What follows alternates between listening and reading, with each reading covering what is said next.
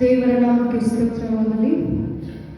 ಯೇಸು ಕ್ರಿಸ್ತನು ಶಿಲುಬೆಯ ಮೇಲೆ ಆಡಿದಂತಹ ಮೂರನೇ ಮಾತು ಇದು ಯೋಹಾನನ ಸುವಾರ್ತೆ 19ನೇ ಅಧ್ಯಾಯ ವಚನ 26ರಿಂದ 27ರವರೆಗೆ ನಾವು ನೋಡಿಕೊಳ್ಳುತ್ತೇವೆ. ಇಲ್ಲಿ ಈ ರೀತಿ ಬರೆಯಲ್ಪಟ್ಟಿದೆ: ಯೇಸು ತನ್ನ ತಾಯಿಯನ್ನು ಹತ್ತಿರದಲ್ಲಿ ನಿಂತಿದ್ದ ತನ್ನ ಪ್ರೀತಿಯ ಶಿಷ್ಯನನ್ನು ನೋಡಿ ತಾಯಿಗೆ, ಅಮ್ಮ, ಇಗೋ ನಿನ್ನ ಮಗನು ಎಂದು ಹೇಳಿದನು. ತರುವಾಯ ಆ ಶಿಷ್ಯನಿಗೆ, ಇಗೋ ನಿನ್ನ ತಾಯಿ ಎಂದು ಹೇಳಿದನು. ಆ ಹೊತ್ತಿನಿಂದ ಆ ಶಿಷ್ಯನು ಆಕೆಯನ್ನು ತನ್ನ ಮನೆಯಲ್ಲೇ ಇರಿಸಿಕೊಂಡನು ಎಂಬುವಂಥದ್ದು. ಈ ವಾಕ್ಯವನ್ನು ನಾವು ಧ್ಯಾನಿಸುವುದಕ್ಕಿಂತ ಮುಂಚೆ ಒಂದು ಪ್ರಾರ್ಥನೆಯನ್ನು ಮಾಡಿಕೊಳ್ಳೋಣ.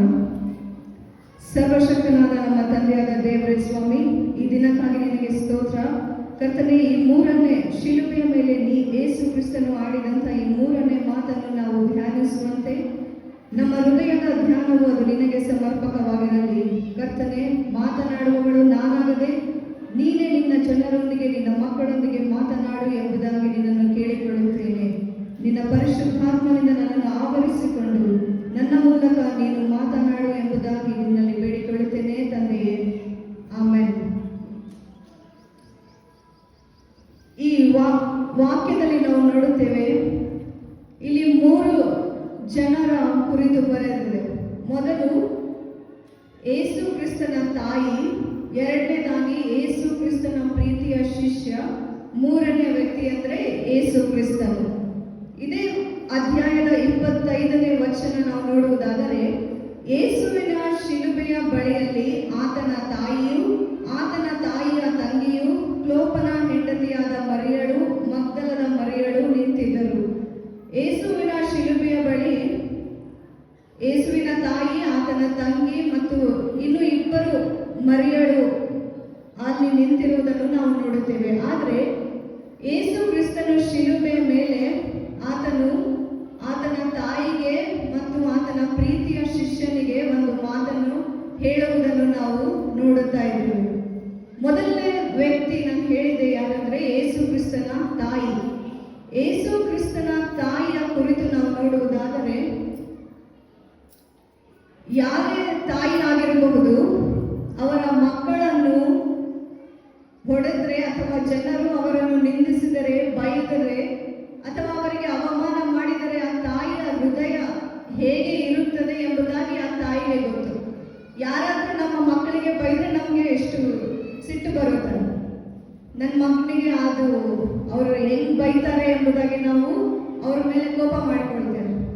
ಆದರೆ ಇಲ್ಲಿ ನಾವು ಯೇಸುವಿನ ತಾಯಿಯಾದಂಥ ಮರಿಯಳನ್ನು ನೋಡುವುದಾದರೆ, ಆಕೆಯ ಮನಸ್ಥಿತಿ ಹೇಗೆ ಇದೆ ಎಂಬುದಾಗಿ ಆಲೋಚಿಸುವುದಾದರೆ, ಆಕೆ ಯೋಚನೆ ಮಾಡಿರಬಹುದು, ಯೇಸುವಿನ ಜನನ ಅಂದರೆ ಯೇಸು ಹುಟ್ಟುತ್ತಾನೆ ಎಂಬುದಾಗಿ ಆಕೆಗೆ ದರ್ಶನ ಆಗುತ್ತದೆ. ಆ ದರ್ಶನದಲ್ಲಿ ಒಬ್ಬ ದೇವದೂತನು ಬಂದು ಆಕೆಗೆ ಹೇಳ್ತಾನೆ ಏನಂದ್ರೆ, ದೇವರ ದಯೆ ಹೊಂದಿದವಳೇ, ನೀನು ದೇವರ ಸಂಕಲ್ಪದ ಮೂಲಕ ಒಬ್ಬ ಮಗನನ್ನು ಹೆರುವಿ ಎಂಬುದಾಗಿ. ಇದು ಲೂಕನು ಬರೆದ ಸುವಾರ್ತೆ 1ನೇ ಅಧ್ಯಾಯದಲ್ಲಿ ಬರೆಯಲ್ಪಟ್ಟಿದೆ. ಆದರೆ ಒಂದು ಕಾಮನ್ ಆಗಿ ನಾವು ನೋಡುತ್ತೇವೆ ಏನಂದ್ರೆ, ನಮಗೆ ದೇವರು ಏನೋ ಒಂದು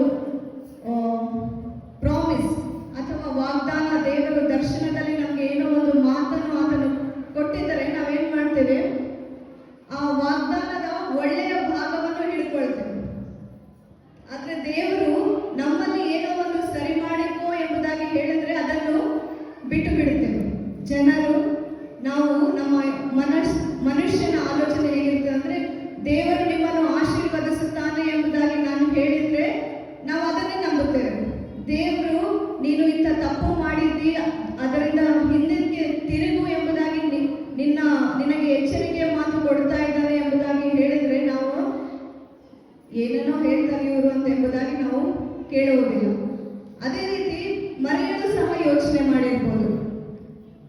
ಆಕೆಗೆ ದೇವದೂತನು ದರ್ಶನದಲ್ಲಿ ಬಂದು ಯೇಸುವಿನ ಜನನದ ಕುರಿತು ಹೇಳಿದಾಗ, ಲೂಕನು ಬರೆದ ಸುವಾರ್ತೆ 1ನೇ ಅಧ್ಯಾಯ 32-33 ವಚನ, ಆತನು ಮಹಾಪುರುಷನಾಗಿ ಪರಾತ್ಪರನ ಕುಮಾರನೆನಿಸಿಕೊಳ್ಳುವನು.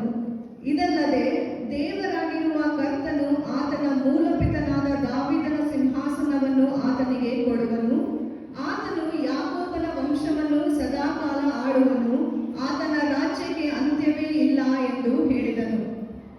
ಈ ವಚನದಲ್ಲಿ ನಾವು ನೋಡುತ್ತೇವೆ, ದೇವದೂತನು ಮರಿಯಳಿಗೆ ಏನು ಹೇಳ್ತಾ ಇದ್ದಾನೆ ಅಂದ್ರೆ, ಯೇಸು ಎಂಬ ಮಗನು ನಿನಗೆ ಹುಟ್ಟುವನು.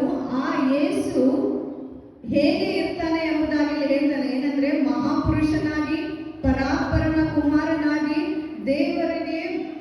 ದೇವರ ಮೂಲಪಿತನಾದ ದಾವೀದನ ಸಿಂಹಾಸನವನ್ನು ಆತನಿಗೆ ಕೊಡಲ್ಪಡುವುದು ಮತ್ತು ಆತನು ಯಾಕೋಬನ ವಂಶವನ್ನು ಆಳುವನು ಎಂಬುದಾಗಿ ಈ ರೀತಿಯಾದಂತಹ ಮಾತುಗಳು ಅಲ್ಲಿ ನಾವು ನೋಡ್ತಾ ಇದ್ದೇವೆ. ಆದ್ರೆ ಇಲ್ಲಿ ಯೇಸುವನ್ನು ಶಿಲುಬೆಗೆ ಹಾಕಿದಂತ ಸಮಯದಲ್ಲಿ ಈ ಮಾತುಗಳು ನೆರವೇರಲ್ಪಟ್ಟಿದೆಯೋ ಇಲ್ಲ ಅಲ್ಲ. ಯೇಸುವನ್ನು ಶಿಲುಬೆ ಮೇಲೆ ನೋಡ್ತಾ ಇದ್ದಾಳೆ. ಆದ್ರೆ ಇಲ್ಲಿ ಲೂಕನು ಬರೆದ ಸುವಾರ್ತೆಯಲ್ಲಿ ನಾವು ನೋಡುತ್ತೇವೆ, ಆತನಿಗೆ ದಾವೀದನ ಸಿಂಹಾಸನ ಕೊಡಲ್ಪಡುವುದು ಎಂಬುದಾಗಿ. ಆದರೆ ಅಲ್ಲಿ ಮರಿಯಳು ಯೋಚನೆ ಮಾಡಿರ್ಬೋದು, ದೇವದೂತನು ನನಗೆ ಈತನು ಪರಾತ್ಪರನ ಪ್ರಿಯನಾಗಿರುವನು, ಸಿಂಹಾಸನದಲ್ಲಿ ಕೂತುಕೊಂಡು ಆಳುವವನು ಆಗಿರುವನು ಎಂಬುದಾಗಿ ಹೇಳಿದ್ನಲ್ಲ. ಆದ್ರೆ ನಾನು ಇವತ್ತು ನನ್ನ ಮಗನನ್ನು ಶಿಲುಬೆ ಮೇಲೆ ನೋಡ್ತಾ ಇದ್ದೇನೆ ಎಂಬುದಾಗಿ ಆಕೆ ಆಲೋಚನೆ ಮಾಡಿರ್ಬೋದು. ಹೌದಲ್ರಿ? ಆಕೆ ಯೋಚನೆ ಮಾಡಿರ್ಬೋದು. ಆಕೆ ಮನಸ್ಥಿತಿ ಹೇಗೆ ಇತ್ತು ನಮಗೆ ಗೊತ್ತಿಲ್ಲ. ಒಬ್ಬ ತಾಯಿಯ ಹೃದಯ, ಆಕೆಯ ಪ್ರೀತಿ, ಯೇಸು ಕ್ರಿಸ್ತನು ಆತನು ತನ್ನನ್ನು ತಾನು ಸೇವೆಗೆ ಸಮರ್ಪಿಸಿಕೊಳ್ಳುವುದಕ್ಕಿಂತ ಮುಂಚೆ 30 ವರ್ಷ ಆತನ ತಂದೆ ತಾಯಿ ಅಂದ್ರೆ ಈ ಲೋಕದ ತಂದೆ ತಾಯಿಯೊಟ್ಟಿಗೆ ಆತನು ಜೀವಿಸಿದನು. ನಾವು ನೋಡುತ್ತೇವೆ ಈ ಬೈಬಲ್ನಲ್ಲಿ ಹಲವಾರು ಕಡೆ ಯೇಸು ಕ್ರಿಸ್ತನ ತಂದೆ ತಾಯಿಯ ಕುರಿತು ಆತನ ಜೀವಿತದ ಕುರಿತು ಬರೆಯಲ್ಪಟ್ಟಿಲ್ಲ. ಕೆಲವು 5 to 6 ಟೈಮ್ಸ್ ಅಲ್ಲಿ ನಾವು ನೋಡುತ್ತೇವೆ ಮರಿಯಳು ಯೋಸೇಫನ ಕುರಿತು. ಮೊದಲನೇದಾಗಿ ಆತನ ಜನನ, ಎರಡನೇದಾಗಿ ನಾವು ನೋಡುತ್ತೇವೆ ಯೇಸುವನ್ನು ಆತನು ಮಗುವಾಗಿರುವಾಗ ದೇವಾಲಯಕ್ಕೆ ಹೋಗಿ ಅವರು ಮೋಶೆಯ ಧರ್ಮಶಾಸ್ತ್ರದ ಪ್ರಕಾರ ದೇವರಿಗೆ ಅವರು ಸಮರ್ಪಿಸಿದರು. ಮತ್ತು ಯೇಸು ಕ್ರಿಸ್ತನು 12 ವಯಸ್ಸಿನವನಾದಾಗ ಆತನಿಗೆ ಯೆರೂಸಲೇಮಿನ ದೇವಾಲಯದಲ್ಲಿ ಅವರು ಕರೆದುಕೊಂಡು ಹೋದರು. ಮತ್ತು ಇನ್ನೊಂದು ನಾವು ಮರಿಯಳು ಮತ್ತು ಯೇಸುವಿನ ಸಂಬಂಧವನ್ನು, ಬಾಂಧವ್ಯವನ್ನು ನಾವು ನೋಡುವುದು ಎಲ್ಲಿ ಅಂದ್ರೆ ವೆಡ್ಡಿಂಗ್ ಆಫ್ ಕ್ಯಾನಾ ಅಂದ್ರೆ ಕಾನಾ ವಿವಾಹದಲ್ಲಿ. ಅಲ್ಲಿ ದ್ರಾಕ್ಷಾರಸ ಮುಗ್ದು ಹೋಗಿರುತ್ತದೆ. ಆಗ ಯೇಸುವಿನ ತಾಯಿಯಾದಂಥ ಮರಿಯಳು ಯೇಸುವಿನ ಬಳಿಗೆ ಬಂದು, ಇಲ್ಲಿ ದ್ರಾಕ್ಷಾರಸ ಮುಗಿಯುತ್ತಾ ಇದೆ, ಏನಾದ್ರೂ ನೀನು ಮಾಡಬೇಕು ಎಂಬುದಾಗಿ ಹೇಳಿದಾಗ ಯೇಸು ಅಲ್ಲಿ ಆಕೆಗೆ ಹೇಳ್ತಾನೆ ಏನಂದ್ರೆ, ಅಮ್ಮ ನನ್ನ ಸಮಯ ಇನ್ನೂ ಬಂದಿಲ್ಲ ಎಂಬುದಾಗಿ. ಆದ್ರೆ ಮರಿಯಳಿಗೆ ಯೇಸು ಯಾರು ಎಂಬುದು ಗೊತ್ತಿತ್ತು. ಯೇಸು ಯಾರು ಎಂಬುದಾಗಿ ಆಕೆಗೆ ಮಾತ್ರ ಗೊತ್ತಿತ್ತು ಅಲ್ಲಿವರೆಗೂ.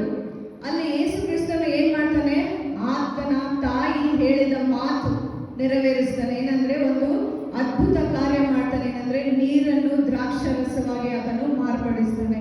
ಆ ಅದ್ಭುತ ಮಾಡಿದಂತ ಯೇಸು ಇವತ್ತು ಎಲ್ಲಿದ್ದಾನೆ ಅಂದ್ರೆ ಆತನು ಶಿಲುಬೆ ಮೇಲೆ ಸಾಯುವಂತ ಪರಿಸ್ಥಿತಿಯಲ್ಲಿದ್ದಾನೆ. ಆಗ ಮರಿಯಳು ಯೋಚನೆ ಮಾಡಿರ್ಬೋದು, ದೇವರ ಮಗನಾದಂಥ ಈತನು ಹೀಗೆ ಅನ್ಯಾಯವಾಗಿ ಕೊಲ್ಲಲ್ಪಡ್ತಾ ಇದ್ದಾನೆ ಎಂಬುದಾಗಿ. ಅದನ್ನು ನೋಡಿದನು. ಇಲ್ಲಿ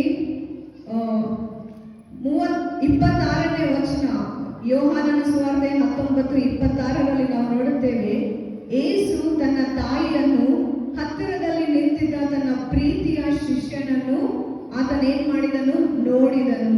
ಯೇಸು ಕ್ರಿಸ್ತನು ಶಿಲುಬೆ ಮೇಲೆ ಹೇಗೆ ಇದ್ದ, ಆತನ ತಲೆ ಮೇಲೆ ಮುಳ್ಳಿನ ಕಿರೀಟ ಇತ್ತು. ಆ ಮುಳ್ಳಿನ ಕಿರೀಟ ಇಟ್ಟಾಗ ಆತನ ರಕ್ತ ಸುರಿದು ಆತನು ಪಾಸ್ಟರ್ ಅವರು ಹೇಳ್ತಾ ಇದ್ರು ಅಂದ್ರೆ ನೋಡಲಿಕ್ಕೆ ಆತನಲ್ಲಿ ಯಾವ ಅಂದ ಚಂದಗಳು ಇರಲಿಲ್ಲ ಎಂಬುದಾಗಿ. ಅಂಥ ಅಂದ ಚಂದಗಳು ಇಲ್ಲದಂಥ ಪರಿಸ್ಥಿತಿಯಲ್ಲಿ ನಾವು ಮುಖ ತೊಳ್ಕೊಳ್ಳುವಾಗ ನೀರು ಹಾಕೊಂಡ್ರೆ ನಾವು ಕಣ್ಣು ಮುಚ್ತೇವೆ. ಅದರಲ್ಲಿ ಯೇಸುವಿನ ರಕ್ತ ಸುರಿತಾ ಇತ್ತು. ಆದರೆ ಆತನು ಅಂಥ ಪರಿಸ್ಥಿತಿಯಲ್ಲಿ ಆತನ ತಾಯಿಯನ್ನು ನೋಡಿದನು. ಶಿಲುಬೆ ಮೇಲೆ ಆತನ ರಕ್ತ ಆತನಿಗೆ ಹೊಡೆದರು, ಆತನ ಕೈಗಳಿಗೆ ಮೊಳೆ ಹೊಡೆದಿದ್ದರು. ಆತನಿಗೆ ಶಿಲುಬೆಗೆ ಹಾಕಲ್ಪಟ್ಟಂತ ಪರಿಸ್ಥಿತಿಯಲ್ಲಿ ಆತನ ನೋವಿನಲ್ಲಿಯೂ ಸಹ ಆತನು ಆತನ ತಾಯಿಯನ್ನು ನೋಡಿದನು. ತಾಯಿಯನ್ನು ನೋಡಿ ಆತನು, ಅಪ್ಪ ನನ್ನ ತಾಯಿ ನನ್ನ ಜೊತೆ ಇದ್ದಾಳೆ ಎಂಬುದಾಗಿ ಆತನು ಅನ್ಕೊಂಡಿಲ್ಲ. ಅಲ್ಲಿ ಆತನ ಏನ್ ಮಾಡ್ತಾನೆ, ಅಯ್ಯೋ ನನ್ನ ತಾಯಿಯನ್ನು ಇನ್ನು ಯಾರು ನೋಡಿಕೊಳ್ಳುತ್ತಾರೆ ಎಂಬುದಾಗಿ ಆಲೋಚನೆ ಮಾಡಿರ್ಬೋದು. ನನ್ನ ತಾಯಿಯ ಜವಾಬ್ದಾರಿ ಯಾರಿಗೆ ಕೊಡಬೇಕು ಎಂಬುದಾಗಿ ಆತನು ಯೋಚನೆ ಮಾಡಿರ್ಬೋದು. ಆಗ ಯೇಸು ಏನ್ ಮಾಡ್ತಾನೆ, ಆ ಶಿಷ್ಯನನ್ನು ಸಹ ಯೇಸು ನೋಡಿ ಏನ್ ಮಾಡ್ತಾನೆ, ಯೇಸು ಆತನ ಪ್ರೀತಿಯ ಶಿಷ್ಯನಿಗೆ ಇಗೋ ನಿನ್ನ ತಾಯಿ ಎಂಬುದಾಗಿ ಆತನ ತಾಯಿಯನ್ನು ಆತನ ಶಿಷ್ಯನಿಗೆ ಒಪ್ಪಿಸಿಕೊಡುತ್ತಾನೆ. ಅಂದ್ರೆ Jesus entrusted his mother to his beloved disciple. ಅಂದ್ರೆ ಆತನ ಪ್ರೀತಿಯ ಶಿಷ್ಯನಿಗೆ ಆಕೆಯ ಜವಾಬ್ದಾರಿಯನ್ನು ಸಂಪೂರ್ಣವಾಗಿ ವಹಿಸಿಕೊಟ್ಟರು. ಅಲ್ಲಿ ನಾವು ನೋಡುತ್ತೇವೆ 27ನೇ ವಚನದಲ್ಲಿ, ಆ ಶಿಷ್ಯನಿಗೆ ಇಗೋ ನಿನ್ನ ತಾಯಿ ಎಂದು ಹೇಳಿದನು. ಆ ಹೊತ್ತಿನಿಂದ, ಅಂದ್ರೆ ಯಾವಾಗ ಯೇಸು ಕ್ರಿಸ್ತನು ಆತನ ತಾಯಿಯ ಸಂಪೂರ್ಣ ಜವಾಬ್ದಾರಿಯನ್ನು ಆ ಶಿಷ್ಯನಿಗೆ ಕೊಟ್ಟನು, ಆಗ ಆ ಹೊತ್ತಿನಿಂದ ಆ ಶಿಷ್ಯನು ಆಕೆಯನ್ನು ತನ್ನ ಮನೆಯಲ್ಲಿಯೇ ಇರಿಸಿಕೊಂಡನು. ಯೇಸು ಕ್ರಿಸ್ತನು ಆಲೋಚನೆ ಮಾಡಿರ್ಬೋದು, he is the right person ಎಂಬುದಾಗಿ. ಅಥವಾ ನಾವು ಯೋಚನೆ ಮಾಡ್ಬೋದು, ಯೇಸು ಕ್ರಿಸ್ತನಿಗೆ ಇನ್ನೂ ಬೇರೆ ಅಣ್ಣ ತಮ್ಮಂದಿರು ಇರಲಿಲ್ವೇನೋ ಎಂಬುದಾಗಿ. ಆದ್ರೆ ಮತ್ತಾಯನು ಬರೆದ ಸುವಾರ್ತೆ 12ನೇ ಅಧ್ಯಾಯ 48ರಿಂದ 50ನೇ ವಚನ. ಮತ್ತಾಯನು ಬರೆದ ಸುವಾರ್ತೆ 12ನೇ ಅಧ್ಯಾಯ 48ರಿಂದ 50ನೇ ವಚನ. ಅದಕ್ಕಾತನು ಆ ಮಾತು ಹೇಳಿದವನಿಗೆ, ನನಗೆ ತಾಯಿ ಯಾರು, ನನಗೆ ಸಹೋದರರು ಯಾರು ಎಂದು ಹೇಳಿ ಶಿಷ್ಯರ ಕಡೆಗೆ ಕೈ ತೋರಿಸಿ, ಇಗೋ ನನ್ನ ತಾಯಿ, ನನ್ನ ಸಹೋದರರು.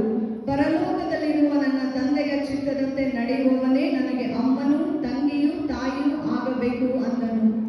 ಅಲ್ಲಿ ಈ ವಾಕ್ಯ ಭಾಗವನ್ನು ನಾವು ನೋಡುತ್ತೇವೆ. ಏನಂದ್ರೆ ಯೇಸು ಕ್ರಿಸ್ತನು ಆ ಜನರ ಗುಂಪುಗಳ ಸಂಗಡ ಇರುವಾಗ ಆತನ ತಾಯಿ ತಮ್ಮಂದಿರು ಅಲ್ಲಿ ಬಂದಿರ್ತಾರೆ.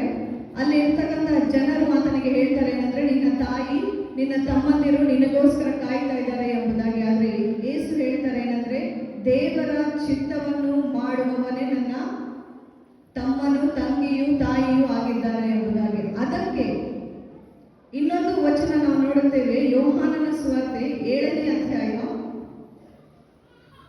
5ನೇ ವಚನ.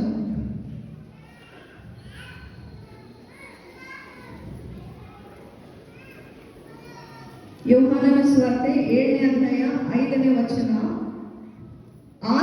ಯಾಕಂದರೆ ಆತನ ಸಹೋದರರು ಸಹ ಆತನನ್ನು ನಂಬದೇ ಇದ್ದರು ಎಂಬುದಾಗಿ. ಇಲ್ಲಿ ನಾವು ನೋಡ್ತೇವೆ, ಆತನಿಗೆ ಸಹೋದರರು ಇದ್ದರು, ಆದ್ರೆ ಅವರು ಯಾರು ಯೇಸುವನ್ನು ನಂಬಲಿಲ್ಲ.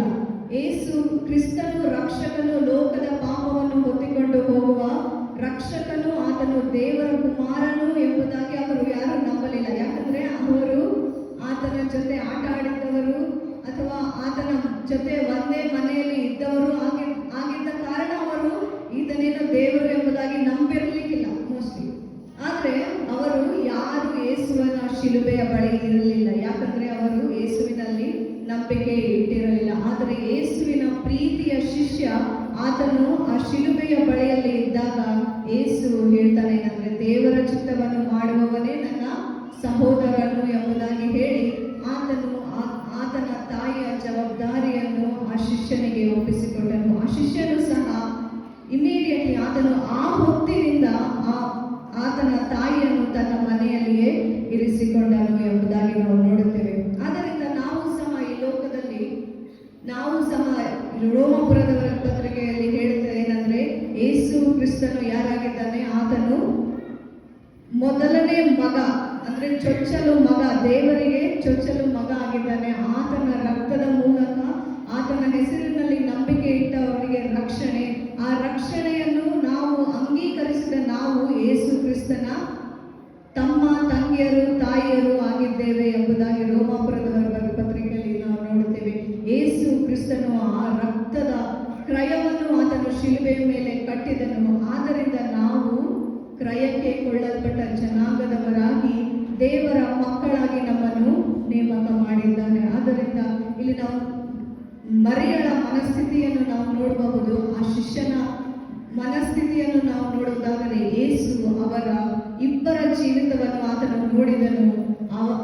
ನೋಡಿ ಆತನು ಆ ಮರಿಯಳ ಜವಾಬ್ದಾರಿಯನ್ನು ಯೋಹಾನನಿಗೆ ಒಪ್ಪಿಸಿಕೊಟ್ಟು ಆತನು ಅಲ್ಲಿ ಏನ್ ಮಾಡ್ತಾನೆ, ಆತನ ಜವಾಬ್ದಾರಿಯಿಂದ ಆತನಿಗೆ ಬಿಡುಗಡೆ ಆಗುತ್ತದೆ ಎಂಬುದಾಗಿ ನಾವು ನೋಡುತ್ತೇವೆ. ನಾವು ಸಹ ಈ ಲೋಕದಲ್ಲಿ ಯಾರಾದರೂ ಸತ್ತ ಮೇಲೆ ಅವರ ಜವಾಬ್ದಾರಿ ಮುಗಿಯುತ್ತದೆ. ಅವರ ಸಂದರ್ಭದಲ್ಲಿ ನಾವು ಈ ಲೋಕವನ್ನು ಬಿಟ್ಟು ಅಂದ್ರೆ ನಾವು ಸತ್ತು ಹೋಗಿದ್ವಿ ಅಂದ್ರೆ ನಮ್ಮ ಜೀವಿತ ಅಲ್ಲಿಗೆ ಮುಗಿಯುತ್ತದೆ. ಆದರೆ ಯೇಸುಗೆ ಆತನು ಸತ್ತು ಹೋಗುವಂತ ಸಮಯ ಆತನಿಗೆ ಗೊತ್ತಿತ್ತು. ಆದ್ದರಿಂದ ಆತನು ಆತನ ತಾಯಿಯನ್ನು ಕೈ ಬಿಡಲಿಲ್ಲ. ಆತನ ತಾಯಿಯನ್ನು ಆತನು ತನ್ನ ಶಿಷ್ಯನಿಗೆ ಒಪ್ಪಿಸಿ ತನ್ನ ಶಿಲುಬೆಯ ಮೇಲೆ ಆತನು ಮರಣ ಹೊಂದಿದನು ಎಂಬುದಾಗಿ ನಾವು ಧ್ಯಾನಿಸೋಣ. ಪ್ರಾರ್ಥನೆ ಮಾಡಿಕೊಳ್ಳೋಣ.